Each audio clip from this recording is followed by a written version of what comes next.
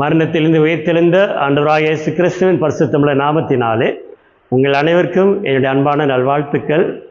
தேவனுடைய கிருபையும் சமாதானமும் உங்கள் உள்ளத்திலும் உங்கள் இல்லத்திலும் என்றென்றும் நிறைந்திருப்பதாக. இந்த உலகத்தில் வாழும் எல்லா மனிதருடைய உள்ளத்திலும் அன்பு என்ற உயர்ந்த குணம் ஒரு மிகப்பெரிய வலிமையாக இயங்கிக் கொண்டே இருக்கிறது. அன்பு எல்லா மனிதர்களையும் கவர்ந்து ஈர்க்கக்கூடிய வலிமை வாய்ந்தது. அன்பில்லாதவன் தேவனை அறியான் என்று வேதம் சொல்லுகிறது. அன்புக்கு பொறாமை இல்லை. அன்பு பிறருக்கு தீங்கு நினையாது. அன்பானது பிறனுக்கு பொல்லாங்கு செய்யாது. அன்பு அநியாயத்தில் சந்தோஷப்படாமல் சத்தியத்தில் சந்தோஷப்படும். அன்பு சகலத்தையும் தாங்கும், சகலத்தையும் நம்பும், சகலத்தையும் விசுவாசிக்கும், அது சகலத்தை சகித்து கொள்ளும் என்று இந்த அன்பை பற்றி வேதம் கூறுகிறது. இந்த நாளில் அன்பின் பரிமாணங்களை குறித்து நாம் செய்தியாக கவனிக்கலாம். இந்த ஆவியின் கனி என்ற அந்த ஃப்ரூட் ஆஃப் ஸ்பிரிட், அது சிங்குலர் தான், ஆவியின் கனி. ஆனால் அதில் 9 பாகங்கள் இருக்குது பாருங்களா. அன்பு, சந்தோஷம், சமாதானம், தயவு, நீடிய பொறுமை, தயவு, நற்குணம், விசுவாசம், சாந்தம், ஈச்சை அடக்கம். அதாவது ஆவியின் கனி 9 பாகங்களால் அது இறைந்திருக்கிறதை போல அன்பு பல பாகங்களாக இருக்கிறது. இந்த செய்தியில் அன்பின் 5 பரிமாணங்கள், 5 டைமென்ஷன்ஸ் ஆஃப் லவ், அதை தான் இன்றைக்கி கவனிக்க போகிறோம். அன்பின் பரிமாணங்களை அன்பின் 5 வகைகள் என்று கூட சொல்லலாம். 5 வகையான அன்பு என்று கூட சொல்லலாம். 5 டைப்ஸ் ஆஃப் லவ் அப்படின்னு கூட நாம் இதை எடுத்துக்கொள்ளலாம். அந்த தலைப்பின் கீழாக 5 விதமான அன்பை பற்றி தான் இந்த செய்தியில் சுருக்கமாக மிக விரைவாக நாம் அதை கவனிப்பதற்கு நம்மை ஆயத்தப்படுத்தலாம். முதலாவது, தேவனுக்கும் மனிதனுக்கும் உள்ள அன்பு. The love between God and man, இது God's love என்று சொல்வாங்க. இந்த தேவனுக்கும் மனிதனுக்குள்ள அன்பை பற்றி கிரேக்க மொழியில் அகபே என்ற ஒரு வார்த்தை இருக்கிறது. இரண்டாவது, கணவனுக்கும் மனைவிக்கும் உள்ள அன்பு. The love between husband and wife, இது கிரேக்க மொழியில் ஈரோஸ் என்று சொல்கிறார்கள். மூன்றாவதாக, பெற்றோருக்கும் பிள்ளைகளுக்கும் உள்ள அன்பு. The love between parent and children, இது கிரேக்க மொழியில் ஸ்ட்ரோஜ் என்று சொல்கிறாங்க. இன்னொன்று, சகோதரனுக்கும் சகோதரனுக்கும் உள்ள அன்பு. எங்கே என்று சொன்னால் சபையில், சர்ச்சில் சகோதரனுக்கும் சகோதரனுக்கும் உள்ள அன்பு. The love between brother and brother, இது கிரேக்க மொழியில் ஃபிலியா என்ற ஒரு வார்த்தை இருக்கிறது. இதை கடந்து ஒருவர் மற்ற எல்லா மனிதர்களையும் நேசிக்கிற அன்பு. The love between ourselves and others, அல்லது the love between yourself and others என்று கூட எடுத்துக்கொள்ளலாம். இந்த 5 விஷயங்களை தான் இன்றைக்கி நாம் கவனிக்க போகிறோம். அப்போ முதலாவது, தேவனுக்கு மனிதனுக்குள்ள அன்பு. முதல்ல தேவன் மனிதனிடத்தில் அன்பு செலுத்தியிருக்கிறார். நம்ம எல்லாருக்கும் தெரிந்த ஒன்று தான். யோவான் 3:16, தேவன் தம்முடைய ஒரே பேரான குமாரனை விசுவாசிக்க எவனோ அவன் கெட்டு போகாமல் நித்திய ஜீவனை அடையும்படிக்கு அவரை தந்தள்ளி இவ்வளவாய் உலகத்தில் அன்பு கூர்ந்தார் என்று அறிந்திருக்கிறோம். இப்போ மனிதர்களாகி நாம் அந்த காணாத ஆவியாக இருக்கிற அதரிசனமான தேவனிடத்தில் எப்படி அன்பு செலுத்துவது? தேவனை அறிந்து விசுவாசித்து அவருடைய வார்த்தையில் கீழ்ப்படிவது தான் அன்பாக இருக்கிறது. 1 யோவான் 5 இப்படி படிக்கிறோம். நாம் தேவனுடைய கற்பனைகளை கைக்கொள்வதே அவரிடத்தில் அன்பு கூறுவதாம். அவருடைய கற்பனைகள் பாரமானவைகள் அல்ல என்று சொல்லப்பட்டுள்ளது. நம்முடைய ஆண்டவர் இயேசு தேவனை இடத்தில் எப்படி அன்பு செலுத்த வேண்டும் என்பதை தன்னை ஊழியத்து நாட்களிலே சொல்லியிருக்கிறார். அது நியாயப்பிரமாணத்தில் சொல்லப்பட்டதை, உபாகம் 6ஆம் அதிகாரத்தில் சொல்லப்பட்டதை இங்கே ஆண்டவர் இயேசு அதை போதிக்கிறார். மத்திய 22ஆம் அதிகாரம் 37வது வசனத்திலே, உன் தேவனாகி கர்த்தரிடத்தில் முழு இருதயத்தோடும் முழு ஆத்துமாவோடும் முழு மனதோடு அன்பு செலுத்துவாயாக, இது முதலாம் பிரதான கற்பனை என்று சொல்லுகிறார். மத்திய 22 37-40 வரைக்கும் படிக்கும்போது இதுக்கு இரண்டாவது கற்பனை என்னவென்றால், உன்னிடத்தில் நீ அன்பு செலுத்த போல மற்ற இடத்திலும் அன்பு செலுத்து என்று சொல்லுகிறார். இதை தான் இன்றைக்கி நம்ம 5 வகையாக பிரிக்கிறோம். அப்போது தேவனிடத்தில் செலுத்துகிற அன்பை பற்றி முழுமையாய் அன்பு செலுத்த வேண்டும் என்று சொல்லுகிறார். அதை மத்திய 22:37 பார்த்தோம். மார்க் 12:30, லூக்கா எழுதின சுவிசேஷ புத்தகம் 10ஆம் அதிகாரம் 27 வசனம். இந்த வசனங்களை தொகுத்து, இந்த 3 வசனங்களை தொகுத்து கவனித்து பார்த்தால், உன் தேவனாய கர்த்தரிடத்தில் உன் முழு இருதயத்தோடும் முழு மனதோடும் முழு ஆத்மாவோடும் முழு பலத்தோடும் முழு சிந்தையோடும் அன்பு செலுத்துவாயாக என்று சொல்லுகிறார். தேவனை நேசிக்கும் ஒருவர் அரைகுறையாக அல்ல, 100% அவரிடத்தில் அன்பு செலுத்த வேண்டுமாம். அதாவது உலகத்தின் பாவத்தையும் செய்து கொண்டு, கடவுளுக்கு பிடிக்காத காரியம் செய்து கொண்டு கடவுளுக்கு அன்பாக இருக்க முடியுமா? அப்போ கடவுளத்திலே அன்பாக இருக்க வேண்டுமானால் அவருக்கு எது பிடிக்கலையோ, அவருக்கு எது விரும்பவில்லையோ அதை செய்யாமல் இருப்பது, எதை அவர் விரும்புகிறாரோ அல்லது எதை செய் என்று சொல்லியிருக்கிறாரோ அதை செய்வது. சுருக்கமாக சொல்ல வேண்டுமானால், தேவன் எதை செய்யக்கூடாது என்று சொல்லியிருக்கிறாரோ அதை செய்யாமல் இருப்பதும், எதை செய் என்று சொல்லியிருக்கிறாரோ அதை மட்டும் செய்வது தான் அவரிடத்திலே நாம் காண்பிக்கும் அன்பாக இருக்கிறது. இயேசு சுருக்கமாக சொல்லியிருக்கார் பாருங்களேன். யோவான் 14ஆம் அதிகாரம் 15ஆம் வசனத்தில், if you love me keep my commandments, நீங்கள் என்னிடத்தில் அன்பாக இருந்தால் என் கற்பனைகளை கை கொள்ளுங்கள் என்று சொல்லுகிறார். ஆக உண்மையாகவே ஒருவர் இயேசுவை நேசிக்கிறார் என்று சொன்னால், இயேசு என்ன கட்டளை கொடுத்திருக்கிறார், நான் எதை செய்ய வேண்டும் என்று போதித்திருக்கிறாரோ அதை மாத்திரமே செய்வது தான் அன்பாக இருக்கிறது. அதே யோவான் சுவிசேஷ புத்தகம் 14ஆம் அதிகாரம் 23வது வசனத்தை கவனித்தால் இன்னும் இயேசு ஒரு கூடுதலான ஒரு விவரத்தை சொல்லுகிறார். என்ன சொல்கிறாரு? ஒருவன் என்னில் அன்பாக இருந்தால் அவன் என் வசனங்களை கை கொள்ளுவான், அவனில் என் பிதா அன்பாக இருப்பார், நாங்கள் அவனிடத்தில் வந்து அவனுடைய வாசம் பண்ணுவோம் என்று சொல்லுகிறார். எவ்வளோ பெரிய ஆசீர்வாதமான வாழ்க்கை என்பதை பார்த்தீங்களா? தேவனுடைய வார்த்தைகளை அல்லது ஆண்டவருடைய இயேசுடைய வார்த்தைகளை நாம் கை கொண்டு வாழ்ந்தால் அது அவரிடத்தில் செலுத்துகிற அன்பு. பிதா அவரிடத்தில் பிரியமாக இருப்பாராம். நாங்கள் அவரிடத்தில் வந்து அவனுடைய வாசம் பண்ணுவோம். பிதா, குமாரன், பரிசுத்த ஆவியானவர் அவரிடத்தில் வாசம் பண்ணுவார், அவரோடு தங்கியிருப்பாராம். இந்த ஆசீர்வாதமான வாழ்க்கை வாழ்வதற்கு மனிதர்களாக்கி நாம் தேவனிடத்திலே முழுமையான அன்பு செலுத்த வேண்டும். இரண்டாவதாக, கணவன் மனைவிக்குள்ள அன்பு. கணவன் மனைவி என்பது 2 உயிர், ஆனால் ஒரே சரீரம். 2 சரீரம் அல்ல. ஏன்னா ஆதாமின் விலா எலும்பில் தானே அவனுக்கு மனைவியாக ஏவாள் கொடுக்கப்பட்டாள். அப்போ ஆதாம் என்ன சொல்கிறாரு? இவள் என் எலும்பிலிருந்து எடுக்கப்பட்டால் என் மாம்சம் எலும்புமாக இருக்கிறாள் என்று கூறினார். அதனால் ஒரு புருஷனாக இருப்பவருக்கு தேவன் கொடுத்த அந்த மனைவி, இருவரும் ஒரே சரீரம், தனித்தனி பாதி சரீரமாக தான் இருக்கிறாங்க. இருவரும் இணைந்து அன்பு செலுத்தி ஒருவருக்கொரு விட்டு கொடுத்து குடும்ப வாழ்க்கையில், அவங்களுடைய இல்லற வாழ்க்கையிலே ஒரு பரஸ்பரமான அன்பு காண்பிக்க வேண்டும் என்று வேதம் சொல்லுகிறது. எபேசியர் 5ஆம் அதிகாரத்தில் 21 33 வசனங்கள் வரைக்கும் அதைத்தான் சொல்லுகிறது. கணவன் மனைவிக்குள்ள அன்பை பற்றி.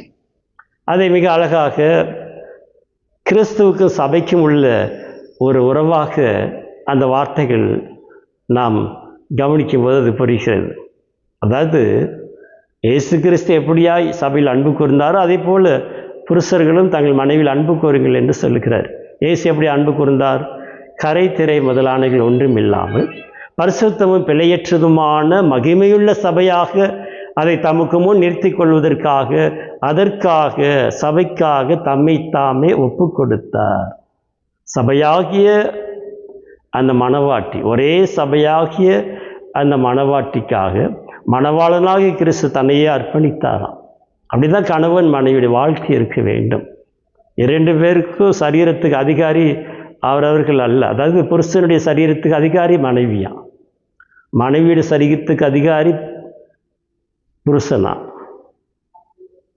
இப்படி அவர்கள் இணைந்து தன்னுடைய இல்லற வாழ்க்கையிலே ஒருவருக்கொரு விட்டு கொடுக்க வேண்டும். ஒருவேளை கணவன் மனைவிக்குள்ளாக பிரச்சனைகள் எழும்பலாம், கோபங்கள் வரலாம். ஆனால் அந்த கோபம் காலையில் வந்தால் மாலை சூரியன் தணிந்து போவதற்கு முன்னதாக, சூரியன் மறைவதற்கு முன்னதாக கோபம் தணிந்து விட வேண்டுமா? அழகாக இருக்குது பாருங்களா. எபேசியர் 4ஆம் அதிகாரத்தில் வாசித்து பார்த்தால், கோபம் கொண்டாலும் பாவம் செய்யாமல் இருப்பீர்களாக, உங்களுடைய எரிச்சல் சூரியன் அஸ்தமிக்கிறதுக்கு முன்னதாக உங்கள் எரிச்சல் தனியே கடவுது என்று சொல்லுகிறார்.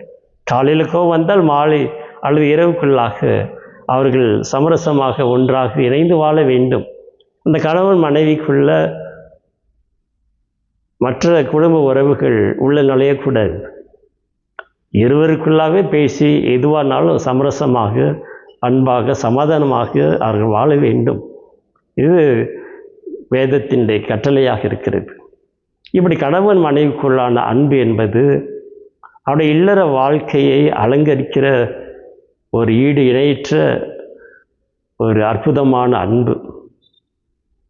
தேவனுக்கும் மனிதனுக்குள்ள அன்பு நம்முடைய ஆத்மாவை பரிசுத்தப்படுத்தி நம்முடைய ஆவிக்குரிய வாழ்க்கையை அலங்கரிக்கிற ஒரு உன்னதமான அன்புங்க. கணவன் மனைவிக்குள்ள இருக்கிற அன்பு என்பது ஒரு ஆனந்தமான அன்பு. அது இல்லற வாழ்க்கையை அலங்கரிக்கிறது. 3வதாக பெற்றோருக்கும் பிள்ளைகளுக்குள்ள அன்பு.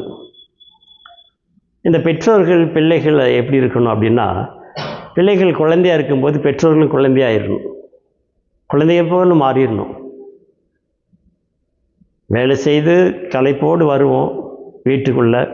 அந்த கள்ளக்கபடி இல்லாத குழந்தை முகத்தை பார்த்தோன்னே நம்முடைய மனசு கஷ்டம், பாரம், அந்த வேலையில் இந்த டென்ஷன்லாம் போயிடுது பாருங்களா. அந்த பிள்ளையினுடைய சிரிப்பு, அந்த பிள்ளையை முகத்தை பார்க்கும் பொழுது மனசில் இருக்கிற பாரமெல்லாம் போய்விடுகிறது. உடனே நாம் அந்த ஷர்ட்டு கூட ட்ரெஸ்ஸை கூட கழட்டாமல் உடனே அந்த குழந்தையோடு குழந்தையாக பேசுகிறோம், அதோடு கூட விளையாடுகிறோம்.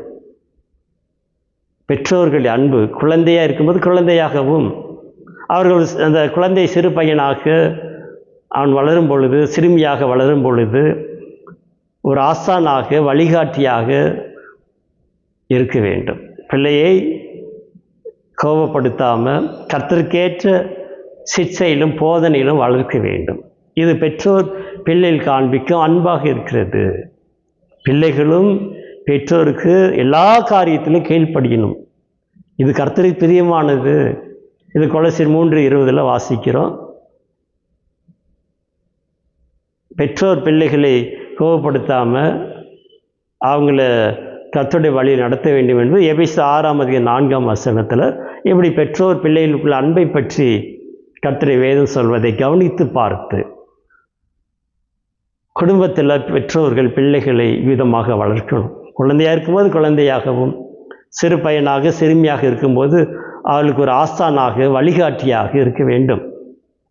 ஒரு சிறந்த குடும்பத்தை போன்ற பல்கலைக்கழகம், பள்ளிக்கூடம் வேறு எதுவுமே இல்லைங்க. அதே போல் சிறந்த ஒழுக்கமுள்ள பெற்றோரை போல ஒரு சிறந்த ஆசிரியர்கள் வேறு இல்லை என்று சொல்லுவாங்க. அதனால் இந்த பெற்றோர் பிள்ளைகளுடைய அன்பு மிகப்பெரியதாக இருக்கிறது. பிள்ளை வளர்ந்து ஒருவேளை வாலிப வயதாயிட்டா அவனுக்கு தோழனாக நண்பனாக இருக்கணும். அது பெண் பிள்ளையாக இருந்தால் நாம் ஒரு தோழியாக இருக்கணும். இதுதான் பெற்றோருக்கும் பிள்ளைக்குள்ள உறவுங்க. பிள்ளைகளுக்கு பெஸ்ட்டு ஃப்ரெண்டு அப்பா தான் அல்லது அம்மா தான். அப்புறம்தான் வேறு. ஃபஸ்ட்டு பெஸ்ட்டு ஃப்ரெண்டு பிள்ளைகள் சொல்லணும், எனக்கு அப்பா தான் பெஸ்ட்டு ஃப்ரெண்டு, எனக்கு அம்மா தான் பெஸ்ட்டு ஃப்ரெண்டுன்னு சொல்லணும். அப்படி அந்த பெற்றோர் பிள்ளைகளுக்குள்ள அன்பு இருக்க வேண்டும்.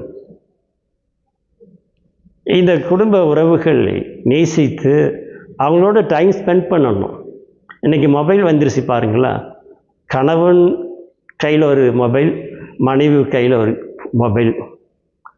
2 பேரும் வீட்டில் இருந்தாலும் சரி, வெளியில் போனாலும் சரி, மொபைலில் தான் அதிகமாக கவனம் செலுத்துகிறாங்க. ஒருவர் முகம் பார்ப்பது இல்லை. வீட்டுக்குள்ளேயே 4 சுவருக்குள்ளேயே இந்த அம்மா அந்த பக்கமாக மொபைல் வச்சுருப்பாங்க, இவர் அந்த பக்கமாக மொபைல் வச்சுட்டு அதில் கவனம் செலுத்திட்டு இருக்கிறாங்க. மனம் விட்டு பேசுங்கள், ஒருவர் பேசுங்கள். பெற்றோரோ பிள்ளைகளாக இருந்தாலும் சரி, கணவன் மனைவியாக இருந்தாலும் சரி, அவர்கள் உயிருள்ள பொக்கிஷங்க. இந்த வாழ்க்கை கொஞ்ச காலம்தான், ஒரு முறை தான் இந்த வாழ்க்கை. அதனால் நம்மளுக்கு அந்த உறவுகளை கடவுள் கொடுத்துருக்காரு பாருங்க. கணவன் அல்லது மனைவி, அப்பா அம்மா, இந்த உறவுகள் விலை மதிக்க முடியாத பொக்கிஷம். அவங்களோட டைம் ஸ்பெண்ட் பண்ணுங்க, அவங்களோட பேசுங்க. எந்த காரியமாக இருந்தாலும் அவங்களோடு கலந்து பேசுங்க. ஒளிவு மறைவு இல்லாமல், கணவன் மனைவி ஒரு ஒளிவு மறைவு இல்லாமல், ரகசியம் இல்லாமல் எல்லாவற்றையும் அவர்கள் மனம் திறந்து ஒரு ஓப்பன் ஹார்ட்டாக பேசணும். அதே மாதிரி பெற்றோர் பிள்ளைகள் அப்படி இருக்கணும், நட்பாக நண்பர்களாக இருக்கணும். அது கர்த்தருடைய வேதம் சொல்லுது. அதான் அந்த கிறிஸ்தவ குடும்பத்தின் அடையாளமாக இருக்கிறது. 4வதாக சகோதரனுக்கும் உள்ள அன்பு. சர்ச்சில் சபையில் பார்க்குறோம். சபையில் கர்த்தருடைய நாள் ஞாயிற்றுக்கிழமையில் அந்த தொழுகைக்கு வந்து போவது மட்டுமல்ல, அங்கே பார்த்து ஸ்தோத்திரம் சொல்லுவோம், ஒருவேளை பிரைஸ் தி லார்ட் சொல்லி கை கொடுக்கறது மட்டுமல்ல, தொடர்ந்து அவர்களை விசாரிக்கணும். அவங்களுடைய குறைவில், அவங்களுடைய உபத்திரவத்தில் பங்கு கொள்ள வேண்டும். துயரப்படுகளோடு துயரப்படுங்க, அழுகளோடு அழுங்கள், சந்தோஷப்படுகளோடு சந்தோஷப்படுங்கள் என்று தானே வேதம் சொல்லுகிறது. அதனால் இந்த சகோதர அன்பை பற்றி வேதம் என்ன சொல்லுதுன்னா, இந்த கர்த்தருக்குள்ள கீழ்ப்படிந்த அந்த குடும்பம் சகோதர சகோதரிகளாக, ஒவ்வொருத்தருக்கும் ஒவ்வொரு குடும்பம் இருக்குதுங்க. ஆனால் சபைக்குள் வந்துட்டா எல்லாரும் இயேசு ரத்தத்தால் கழுவப்பட்ட சகோதர சகோதரிகள். சகோதரத்துவ அன்பை வேதம் சொல்லுகிறது. நாம் கிறிஸ்துவுக்குள் சுவிசேஷ கீழ்ப்படிந்தடைய நோக்கமே ஒரு மாயமற்ற சகோதர சிநேகத்தை வளர்த்து கொள்ள தான் அப்படின்றத பேதுரு அதை நினைவுபடுத்துகிறார். 1 பேதுரு 1:22 நாம் கவனித்தால் இப்படி சொல்லுகிறார், நீங்கள் மாயமற்ற சகோதர சிநேகம் உள்ளதாகும்படி ஆவியினாலே சத்தியத்தை கீழ்ப்படிந்து உங்கள் ஆத்துமாக்களை சுத்தமாக்கி கொண்டவர்களாய் இருக்கிறபடியால் சுத்த இருதயத்தோடு ஒருவர் ஊக்கமாக அன்பு கூறுங்கள், அன்பு செலுத்துங்கள் என்று சொல்லுகிறார்.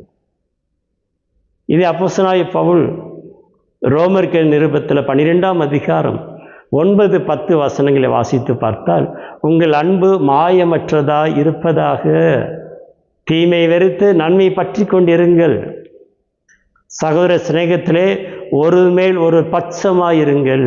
எப்படிங்களா? ஒரு மேல் ஒருவர் பட்சமாக இருக்கணுமா?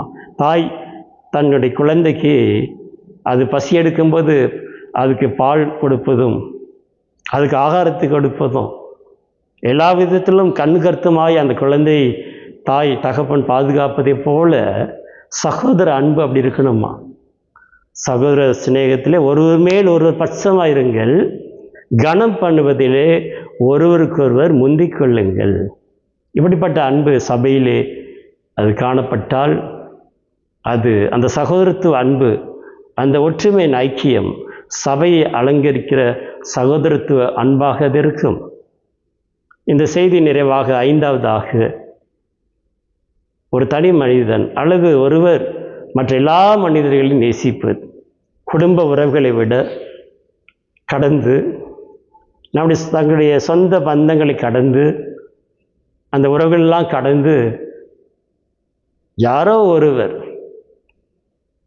என்று யோசிக்கிறோமே, இப்படி உலகத்தில் இருக்கிற எல்லா மனிதர்களையும், கண்ணால் காண்கிற எல்லா மனிதர்களையும் நேசிப்பது. தான் கண்ட சகோதரத்தில் அன்பு கூறாதவன் காணாத தேவனிடத்தில் எப்படி அன்பு கூறுவான் என்று வேதம் சொல்கிறது. ஆகினால் எல்லா மனிதர்களிடத்திலும் நாம் அன்பு செலுத்த வேண்டும். இயேசுவானவர் சொல்லுகிறார், அதாவது உங்களை சிநேகிக்கிறவர்களே நீங்கள் சிநேகித்தால் அதனால் பலன் என்ன? பாவிகளும் அப்படி செய்கிறார்களே அப்படின்றார். அடுத்து என்ன சொல்கிறாரு? உங்களுக்கு நன்மை செய்பவர்களுக்கே நீங்கள் நன்மை செய்தால் அதனால் பலன் என்ன? பாவிகளும் அப்படி செய்கிறார்களே அப்படின்றார். அப்போ என்ன சொல்கிறாரு? எனக்கு செவி கொடுக்கிற உங்களுக்கு நான் சொல்லுகிறேன், உங்கள் சத்துருக்களை சிநேகியுங்கள், உங்களை பகைக்கிறவர்களை ஆசீர்வதியுங்கள், உங்களை துன்பப்படுத்துறவர்களுக்காகவும் நிந்திக்கிறவர்களுக்காகவும் ஜெபம் பண்ணுங்கள் அப்படின்றார். லூக்கா 6ஆம் அதிகாரம் 27ஆம் வசனத்திலிருந்து ஏறக்குறைய 33 வசனங்கள் கவனித்தால் எல்லா மனிதரையும் நேசிக்கிற அன்பை பற்றி இயேசு சொல்கிறார். ஏனென்றால் இயேசு எல்லா மனிதருக்காக வந்தார், ஒரு இனத்திற்காக அவர் வரவில்லை. உலகத்தில் உள்ள எல்லா மனிதருக்காக தன்னையே ஜீவ பலியாக கொடுத்து அன்பு செலுத்தினாரே அல்லவா? அப்போ கிறிஸ்துவை பின்பற்றுகிற நாமும் எல்லா மனிதர்களையும் நேசிக்க வேண்டும். நம்மால் இயன்ற அவர்களுக்கான நன்மைகளை கைமாறு கருதாமல் நன்மை செலுத்த வேண்டும். ஒருவேளை அவர்கள் நம்மை விரோதிப்பவர்களாக, நமக்கு எதிராக பேசுபவர்களாக இருக்கலாம், ஆனால் எல்லாரையும் நேசியுங்கள். பாருங்கள், வாழ்க்கை ஒரு முறை தான், கொஞ்ச காலம்தான். இதில் ஒருத்தர் மேலே கோபம், விரோதம், வைராக்கியம், ஒரு கசப்புணர்வு, பொறாமை, இதெல்லாம் எதுக்குங்க? இந்த குப்பையெல்லாம் தூக்கி எறிஞ்சிடணும். இந்த குப்பையெல்லாம் மனசுலேருந்து தூக்கி எறிஞ்சிடணும். அன்பை வளர்த்து கொள்ளணும். அதுதான் இந்த உலகத்திற்கு தேவை, ஒவ்வொரு மனிதனுக்கும் தேவை. அன்பினால் உள்ளங்களை, மனிதர்களை நாம் கட்டுவிக்க வேண்டும். அந்த அன்பை கிறிஸ்து நமக்கு போதித்திருக்கிறார், தன் வாழ்க்கையில் அதை செயல்படுத்தியிருக்கிறார், தன்னையே ஜீவ பலியாக கொடுத்திருக்கிறார். ஆகினால் இந்த செய்தியின்படி முதலாவது தேவனிடத்திலே அன்பு செலுத்த வேண்டும். மனிதனுக்கு தேவனுக்கும் உள்ள அன்பு, அதாவது தேவனுக்கு மனிதனுக்குள்ள அன்பு. இரண்டாவது கணவனுக்கும் மனைவிக்கும் உள்ள அன்பு. மூன்றாவது பெற்றோருக்கும் பிள்ளைகளுக்குள்ள அன்பு. நான்காவது சகோதரனுக்கும் சகோதரனுக்கும் உள்ள அன்பு, அல்லது சகோதரிக்கும் சகோதரிக்கும் உள்ள அன்பு. ஐந்தாவதாக எல்லா மனிதர்கள் மேலும் நாம் அன்பு செலுத்துவது. அவர்கள் சொந்த பந்தம் அல்ல. இந்த சகோதர அன்பை பற்றி ஒன்று சொல்ல வேண்டும். இந்த இயேசுவான ஒரு சமயத்தில் ஒரு இடத்துல போதித்து கொண்டிருக்கிறார், சீசரில் இருக்கிறாங்க. அப்போது அவங்களுடைய தாயாரும் அவருடைய சகோதரரும் இயேசுகிட்ட பேச வேண்டும் என்று வெளியே நிற்கிறாங்க. மத்திய 12ஆம் அதிகாரம் 46லேருந்து 50 வசனங்களை கவனித்தால், இந்த சரித்திரத்தை கவனித்து பார்த்தால், இயேசு அங்கே போதனை பண்ணி கொண்டிருக்கிறார். இப்போ அவருடைய தாயாரும், இயேசுவை பெற்ற தாயாரும் அவருடைய சகோதரர்கள் அங்கே இருக்கிறாங்க. இயேசுவோடு பேச வேண்டுமா?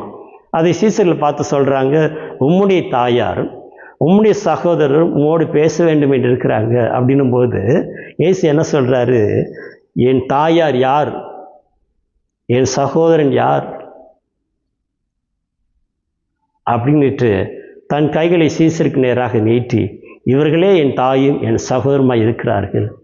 பரலோகத்தில் இருக்கிற என் பிதாவின் சித்தத்தின்படி செய்கிறவனே எனக்கு தாயும் எனக்கு சகோதரமாய் இருக்கிறார்கள் என்று சொல்லுகிறார். இதுதான் அந்த சகோதரத்துவ அன்பு. அப்படின்னா இயேசு தன் தாயையும் தன்னுடைய உடன்பிறப்புகளையும் அவர் அலட்சியம் பண்ணிவிட்டாரா? அப்படின்னா இல்லை. அந்த குடும்ப உறவுகளை விட ஒரு நித்தியமான உறவு சகோதரத்துவ அன்பை அவர் விரும்புகிறார். இயேசுவானவர் கிறிஸ்துவுக்குள் மீட்கப்பட்ட தேவ பிள்ளைகளுக்கு அவர் மூத்த சகோதராக இருக்கிறார்.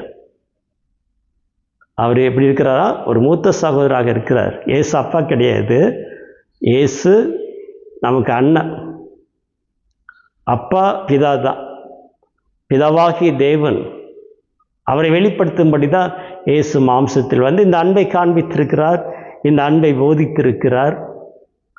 அதனால் தன்னுடைய குடும்ப உறவை விட, அதை விட என்று நிலைத்திருக்க அன்பை சொல்லுகிறார். இப்போ பார்த்த 5 அன்பில் 2 தான் நித்தியமானது.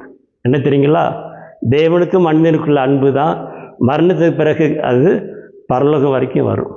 அதே போல் சபையில் இருக்கிற அந்த சகோதரத்துவ அன்பு தான் மரணத்துக்கு பிறகு நித்தியத்திலும் வரும்.